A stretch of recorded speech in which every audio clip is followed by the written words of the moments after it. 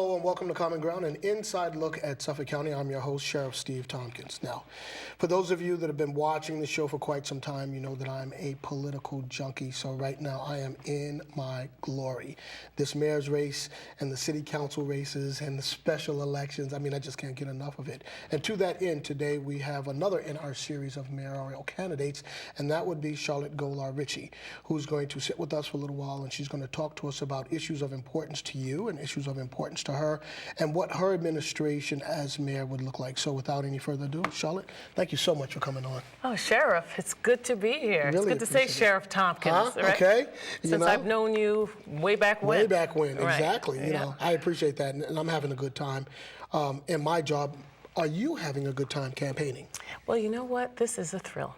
I had run for office in 94, 96, and 98. And haven't run for office since then. And so it's been a little while, although I have campaigned for other candidates. Right. Including your predecessor. That's right. So this is, this campaign affords you an opportunity to connect with people you haven't seen in a long time, to work together for a common goal, to revisit issues that you might have thought might have been solved by now, but still are out there and need some answers. And it's just, it's very invigorating. It's very rewarding to be able to get out there and connect with people who remember you from 94, 96, and 98, who say, Charlotte, I remember the job that you did as a state rep, as chair of the Housing Urban Development Committee, working for the City of Boston as chief of housing and director of the Department of Neighbor Development, working as an aide to Governor Patrick and then the head of his political committee, and then most recently as a senior vice president for Youth Build USA, which of course works with our young people who've gotten off track and seeks to try to get them back on track. So before we hit the issues, just enlighten me and the audience. You hadn't run for a while. Correct. Talk about your growth between the time you jumped into the campaign and now, getting your stump speech, getting everything to flow the way that you want it to. Are you at that place where you're feeling very comfortable standing in front of audiences and talking about what it is that's important to you and them? Well, that's a good question. I guess maybe I'll have to say the proof is in the pudding in terms of the results that you get. I feel that we are making progress every day. Am I exactly where I want to be in terms of message and ground game and fundraising? Nope, but we have room to grow. I'm told that a poll will be coming out shortly, and that will let us, it'll be some indication about how the campaign is moving. Sure, I was not the first one to get out in the campaign. I had to think long and hard about, Charlotte, do you really want to re-enter politics? And if you do, how do you want to enter?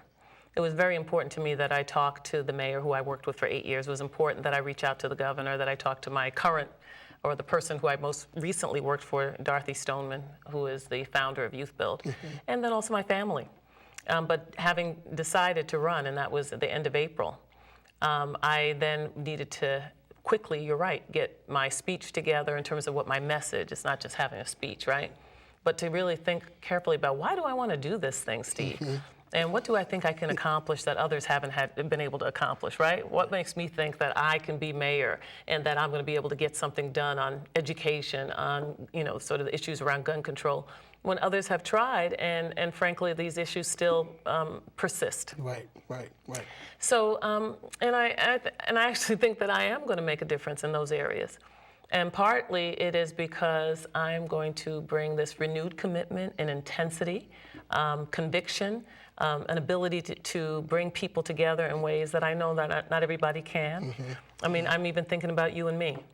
You and I are going to work together. When I'm mayor, we are going to work together on a number of fronts. Imagine us having just together working out a program, a plan around prevention, so that our young people are, that really the jail is the last resort. That's right. You know what I mean? And then for those who find themselves adjudicated and incarcerated and all of that, we want to have a program for rehabilitation. And it's not about throwing money away at people who, sort of felons. That's not what it's about. It's about basically understanding that these young people who enter your facility and DOC are going to find themselves back out on the street. And how do you want them to return? And how do you want them to return to the community? That's right, exactly. And if we even have, because you are a great communicator. Thank you. As are you. But you will be able to communicate to community about why it is important for rehabilitation to take place because people are returning. That's right. And my sense is that people in the community will want to see that folks who come back into the community are given the tools, the necessary tools to prevent recidivism.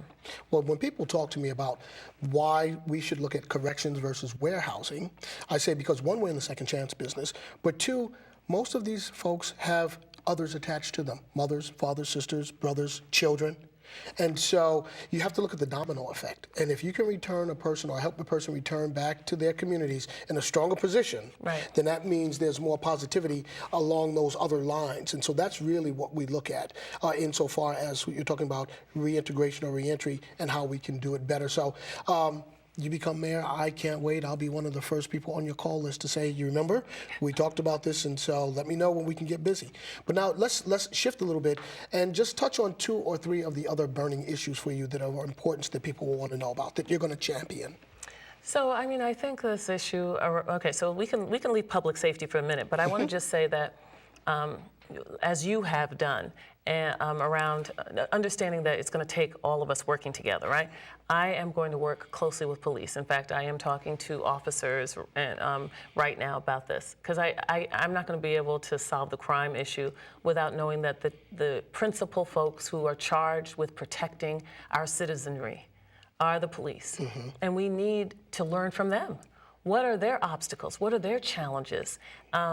They're protecting us, and they're putting basically their lives on the line to do so. So I want the police to know that I recognize what they do for our community, and I want to renewed kind of effort, redoubling our effort around community policing, And I think that we can also learn from, for example, groups like Mothers for Justice and Equality. I'm on the advisory board.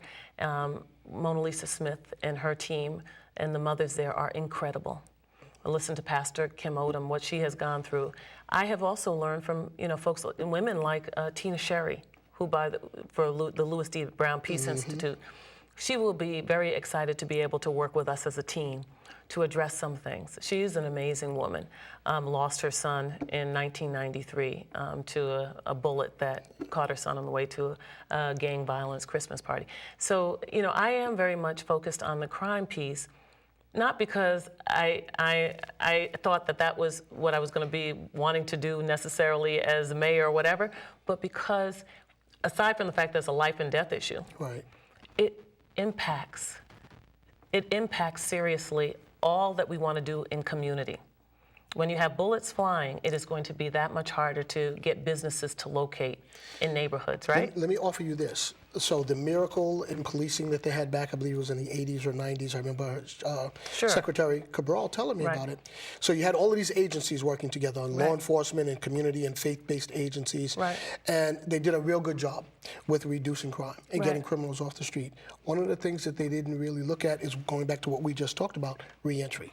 All of those folks were going to get out, were going to get out, and they hadn't really had a rock-solid plan. I mean, they planned for it, but they didn't have a rock-solid plan. So it sounds like what you're talking about is going back to a schematic where multiple voices are at the table, people coming together to talk about how we address this issue, while at the same time looking at the end of that course, that stay, so that when they do transition out, you will have that one component that may have been missing back then in place now. Am I understanding you correctly? Hey, I mean, I think we're on the same page. Absolutely. And keep in mind, I mean, I don't want anybody to mistake that, so I live right off in the Meeting House Hill, Dorchester, right off Bowdoin Street, which unfortunately, has become sort of this notorious area and was featured in 68 blocks and all that stuff. And I will say that for residents there who are largely, by and large, law-abiding and good people in the community. I mean, all of us, living there, raising our families there. My girls have been raised there and gone on to college, and they're well. And that's right. So this is a strong, positive elements in the neighborhood, but we have gotten hit with some of the bad actors who are out there. And I want to also, work with law enforcement, work with you, work with others to figure out, who are these folks? I think we have an idea about where the high impact players are. And, maybe they need to cool their jets, as you've heard me say a little bit, and kind of think about, how we can make our communities safer. Because people have been really affected by this crime and gun violence. What's your thoughts on the present police commissioner? Well, I have said before, Ed Davis and I worked very well together, very cooperatively together. And, even though we weren't there at the city that long, I probably worked longer with Commissioner Evans, who I also liked a lot. But I have to say, Ed Davis has dug in there and has worked on these issues, and they're tough issues, right? I have positive things to say about him. Would you ask him to stay? So I guess I was thinking that it was a little too early now, since I haven't raised all the money I need. I hear somebody's going on TV this week, one of the candidates. I still have a campaign. Right. So I wasn't going to really get into that conversation, and I'm not trying to be evasive No, fair enough. but just to say that I haven't looked at who I'm going to hire for a school superintendent, who I'm going to hire for the chief economic development officer for the city of Boston, which Huge that's position. important. That's right. Big, and I certainly haven't looked at who I should be reaching out to and saying, would you stay and work under Charlotte Golar Richie administration? Feels a little presumptuous. Well, let's switch. Since you brought up school superintendents, what's your thoughts on the education system here? What would your administration, how would your administration embrace what's going on in that So maybe area? I'll talk micro and talk macro first. Sure. I'll talk micro first, I guess. And the micro is this. So Steve, and maybe your viewers don't know, I have a couple of daughters, and they attended Boston Public Schools at all levels. They were there through elementary school, middle school, and then they got into high school. They went to one of the exam schools, Boston Latin, and then went on to graduate from college. Right. So I have 2 college graduates. I'm very proud of them. There you go. And I am proud of the fact that they came through our system. My older one attended Boston Public School starting at 3rd grade. So she went. They were both in John Hancock kindergarten, and then the older one went to 1st and 2nd grade at a private school. Okay. Fairweather Street School, which was quite a nice experience, and partly because she has a fall birthday, Right. and would have been difficult or impossible for her to start school early. Right. Okay, and what does that make me think about the rigidity that we sometimes see in bureaucracy? We didn't want her to wait another year. We saw she was reading, she was writing, she was doing different things, right? And so why hold her back? Right. But that's okay. She did the private school, and then we applied, and she came back in the system and went to a school in the neighborhood.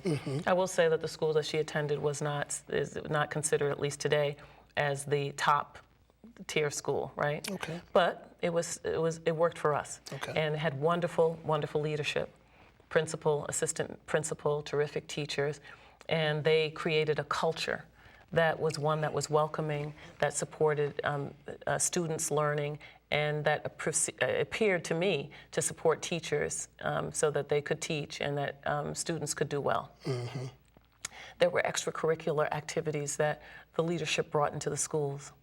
So while Lee and Cara were able to, my daughters were able to do sort of music on the side and go to Sportsman's where you're affiliated to play tennis, right. and things like that. They also were able to learn some drumming, and they were also able to get some tutoring and their homework done and everything at after school hours on the site. Beautiful. So the experience in elementary school was very strong. Middle school was a little different, although not bad, but they were able to do advanced work and take the test and get into Latin. And then Latin is an experience unto itself, right? Right. But so that's the micro piece. I think what I would hope is that families would at least have an experience like my daughters had.